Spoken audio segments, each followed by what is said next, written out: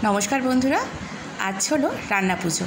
প্রতিটা হিন্দু বাঙালির ঘরেতেই কিন্তু প্রায় এই রান্না পুজোর প্রচলন আছে। যদিও আমার বাপের বাড়ি বা শ্বশুর বাড়ি কোথাও এই রান্না পুজোর প্রচলনটা নেই, ছিল একটা সময়, বাধা পড়ে গিয়ে এখন বন্ধ হয়ে গেছে। কিন্তু তবু দেখো, খাবার কিন্তু অভাব হয় না।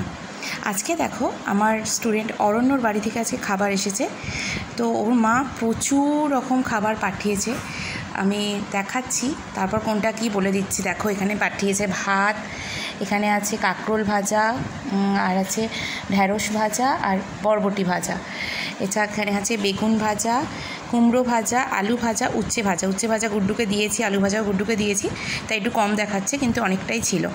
এখানে আছে ইলিশ মাছ ভাজা, এখানে আছে হচ্ছে চিচিঙ্গা ভাজা, এখানে আছে কলা, কাঁচকলা ভাজা, পটল ভাজা, এটা আছে হচ্ছে পুঁই শাক চচ্চড়ি আছে, এখানে আছে হচ্ছে এটা দেখো ডাল শুকনো, যেটা ভীষণ খেতে ভালো লাগে।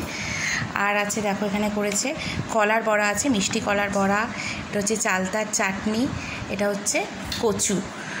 মানে ভীষণ ভীষণ অনেক অনেক ভালো খাবার, আর ভীষণ ভালো টেস্টি সমস্ত খাবার। এখানে মালপোয়া ছিল, সে মালপোয়াগুলো আমি খেয়ে নিয়েছি, তাই তোমাদের দেখাতে পারলাম না।